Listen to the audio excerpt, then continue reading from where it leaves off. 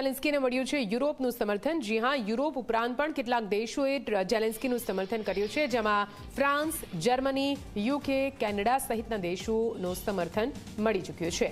ઝેલેન્સ્કીએ સમર્થન બદલ નેતાઓનો આભાર પણ વ્યક્ત કર્યો છે। એ લોકો માટે સન્માન જે શરૂઆતથી લડે છે તેવું મેક્રોને એક્સ પોસ્ટ પર સમર્થન આપતા પોસ્ટ કરી છે।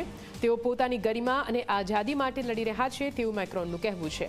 પોલેન્ડના પ્રધાનમંત્રી ડોનાલ્ડ ટસ્કે પણ કરી છે પોસ્ટ। તમે એકલા નથી, અમે તમારી સાથે છીએ તેવી ઝેલેન્સ્કીના સમર્થનમાં પોસ્ટ કરવામાં આવી।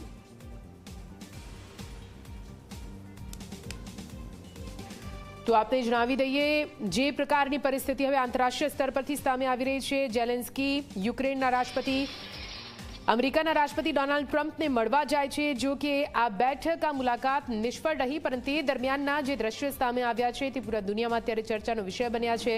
ઝેલેન્સ્કીના સમર્થનમાં અલગ અલગ દેશો હવે આવી રહ્યા છે, એક્સ પોસ્ટ પર પોસ્ટ કરીને પોતાનું સમર્થન બતાવી રહ્યા છે। પોલેન્ડના પ્રધાનમંત્રી ડોનાલ્ડ ટસ્કે પોસ્ટ કરી છે, સાથે સાથે ઇમેન્યુએલ મેક્રોન ફ્રાન્સના રાષ્ટ્રપતિએ પણ પોસ્ટ કરી છે। કેનેડા તરફથી પણ પોસ્ટ કરવામાં આવી છે, પોલેન્ડ તરફથી પણ પોસ્ટ કરવામાં આવી છે। એટલે કે ઘણા બધા એવા દેશો છે યુરોપથી લઈને એશિયાના કે જેમણે યુક્રેનના રાષ્ટ્રપતિ ઝેલેન્સ્કીને સમર્થન જાહેર કર્યું છે।